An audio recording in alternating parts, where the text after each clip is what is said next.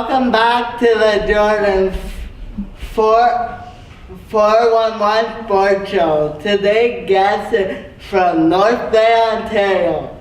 He's a three-time Grey Cup champion. He played 16 years in the CFL, 12 with the Toronto Argonauts, and 4 with the Hamilton Tiger Cats. Please give a warm welcome to your head coach of the Winnipeg Blue Bombers, Michael Shea.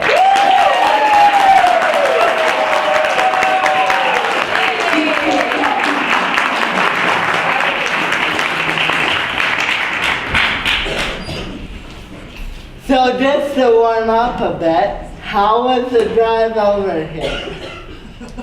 Quick and easy. I'll tell you what, it's not Winnipeg rush hour, and it's never Toronto rush hour. When I used to live in Toronto, oh boy, sometimes you could take 2 hours to get to the airport when you only had to go 15 clicks, so this is pretty good. Now we'll get into your career. If you had to choose one game, like one memorable moment, what would it be? Ooh, there's a lot of them, and there's a lot you forget over time, but the 2004 Grey Cup, we were, the year before in 2003, our team went bankrupt. So the owner stopped paying his bills, and the league took us over, and I was part of the Players Association, so I had to fight for all the players' contracts and to make sure they got their payments. And the new owner came in and basically took care of all the debt, and we rewarded him with a championship. And that was pretty interesting, going from what you felt was the depths of despair to becoming a champion. And I think one of the best parts of it was I played with a guy who hadn't seen the playoffs in 10 years, so standing back on the stage and watching him accept the Grey Cup and was way more important than the other two, getting to touch it myself, just watching this guy. Just his passion and his disbelief that he had actually achieved that. Now, basically the same question, but as a coach. Oh, yeah, as a coach, 2012, winning the Grey Cup in 2012 with Toronto. It's the first time I had seen the Sky Dome absolutely full, and because we were playing Calgary, all the Western fans were cheering for us. So it was like a home crowd, and so 55,000 people, and to win the championship was pretty special. It was the 100th Grey Cup too, so it was a milestone championship. Now we'll get into this here a bit. How will Coach La Police help the offense out? Oh, lots of ways. I mean, Lapo, you've seen him on TV for the last 3 years, so he's going to shake off the rust this off season, but he's got a lot of ideas. He's spent a lot of time traveling around the CFL, gathering more information and questioning the other offensive coaches as to how to do things. He's going to simplify the terminology for us. He's going to, most importantly, he's going to keep Drew Willie healthy. So that's a big one, right? We lost Drew for 11 games last year, so he's going to find a way to keep him upright and throwing the ball for the entire season. That'll be a good start. What was the reason you lost Drew Willie, do you think? It's interesting because he did take a lot of hits. Drew Willie took a lot of hits last year, but the one that sort of finished him off for last season was just kind of a freak accident, and he probably did the injury before he even made contact, right? His leg had hyperextended and ended up hurting the front of his knee, probably before contact even happened, but the contact happened pretty close to after, so it gets deemed a contact injury. But he's bigger and stronger than ever. I spent a week with him a couple weeks ago, and he's looking good. When you fake a punt like you did versus BC, you remember 3rd and 10. What goes through your head when you make that call? Yeah. No. It's just, it's interesting because most of the media would say it's There's a lot of risk involved, but it's all very calculated. It's just like every other offensive play. When we are on punt team, we have the ball, and to me, it's like an offensive play. So if the offense were to be on the field and there were to be a receiver that was uncovered, no matter what the play was called, you would throw them the ball. And same with punt team. If the punt return team from the opposition lines up a certain way, and they're going to give you the first down by not protecting an area, then we should, as an offensive team, we should take it. So they're all calculated. Have you decided, will you be special teams coordinator next season? Or? You're going to ask me that one, eh? Yeah. You're going to put me on the spot right here? Well, I don't know. I'm going to have to call our media guy to find out whether or not I can announce it here. But yes, you're here to hear it first then. I will be the special teams coordinator. What will the new player bring to the organization? The new players in free agency we Like just got? Andrew. Like your jersey you're wearing, Andrew Harris? You're not wearing a Mike O'Shea Argos jersey? No. I appreciate that. Well, I mean, obviously Andrew's a very accomplished football player, right? He had the most carries last year. He led the league in yards from scrimmage.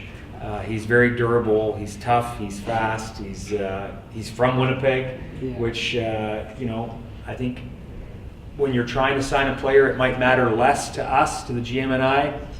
But once you get him signed, you realize how important it is to the community. He gets a pretty warm reception. He's going to be a big part of the community. It's nice to bring him home. It's nice to be a part of the group that brings him home. But he's a fantastic football player.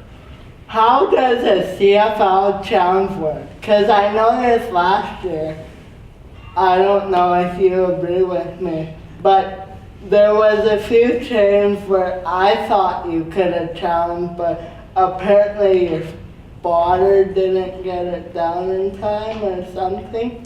How does the CFL challenge system work? I can't possibly know because they don't know. No, the way it works is there's certain rules, there's certain applications on the field of rules that you're able to challenge. The spot of the ball on third down, whether the player made a catch or didn't make a catch. So there are lots of opportunities, but a lot of it's dependent on whether or not our coaches in the booth can see it on TV, because it's pretty hard to watch everything that's going on, and if I don't get a clear view because it's across the field, I'll call radio up and I'll ask them to take a look at it on the TV, and sometimes they don't get the TV feed right away. What's the hardest play to challenge? It would be probably a defensive pass interference, but they're changing those rules again. So this year we're going to change a bunch of rules again, allowing more challenges. So I think it's going to be, what'll be difficult this year will be keeping track of all the facets that you can challenge and making sure you're right. How about offensive pass interference? Will they change that rule? Yes, they're talking about bringing that in this year. They're talking about bringing in offensive pass interference as part of a challengeable call. I'm not sure how that's going to work either, because that's not a call that's often made. So we'll see if that really affects the game or not.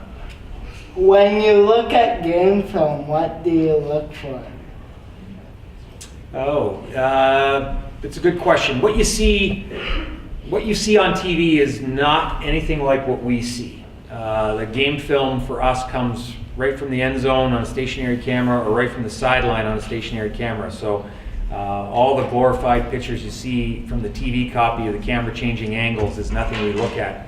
But when you study film, you're actually looking at it for very specific things, and that changes altogether, right? So when I'm looking at someone's punt team, I would look at how long it takes them to get the punt kicked off. I look at the blocking scheme. Offensively, they would look at the type of defense teams are in. Defensively, they'd look at the same thing, the system that the other team's using. But you spend a lot of hours as a coach looking at film, more so than any time you spend on the field. How do you get your player motivated before a game, or do you need to? I think that's their job, right? They're getting paid to play pro football. I think it's their job to be motivated to play and do their job all the time. I wasn't a player that needed external motivation. I didn't, although I had one of the greatest coaches ever, the greatest motivators ever in Pinball Clemens. He knows this. I don't think I often heard what he was saying pre-game because I was focused on my job and my scouting report. Some players need it though, and you got to figure out a way to get them motivated, but I'm not a rah-rah guy. Have you ever received criticism from fans while being the Bombers head coach? Yeah, you got me in the casino there. You stopped me and you were giving me grief about being the head coach, about winning or losing or something. I'm just kidding, George. You get it. Yes, of course. I do a radio show on Monday nights with Bob Irving, and there are plenty of people that call in and criticize, but there are way more people that call in and say that they like the product on the field. We need to win more, obviously, but our guys work hard every day. They take pride in what they do. So, the hope is that we obviously get more wins and we give the fans more of what they want. You think I could be on that show? On the radio show, we have to talk Knuckles. Yeah, well, you should start by calling in. Yeah. Call in first. Yeah, but don't give me grief. Don't ask for my job. Yeah. And how did free agency go in your eyes? It was excellent, obviously. We got Andrew Harris. We got a few other Canadian starters. Rock. We got Sholigan, who's a defensive lineman who played for Ottawa. He had 7 or 8 sacks last year. We got Weston Dressler early. We got Ryan Smith late.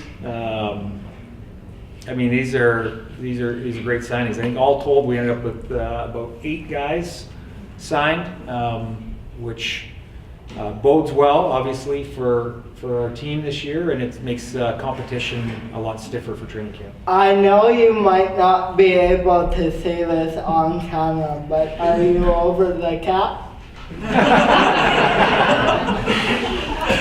I can say whatever I want. Yes, we are simply over the cap because we have more players now than we had prior to free agency. But you don't actually have to be under the cap until the end of the year.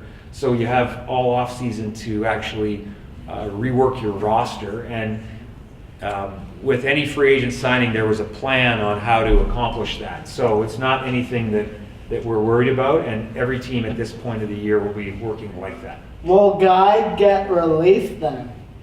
Yeah, it's a natural process in football. When somebody gets signed, there's always a trickle-down effect with the roster. It is the sour part of pro football, of the business, is that some guys have to go. But there's always a transition in the roster every single year. Whether win or lose, you can win a Grey Cup, there's still going to be guys that are off the team. Okay, folks, that's it. It's Q&A time, but we're not going to show it. So come here live. See you next time. Thanks, George.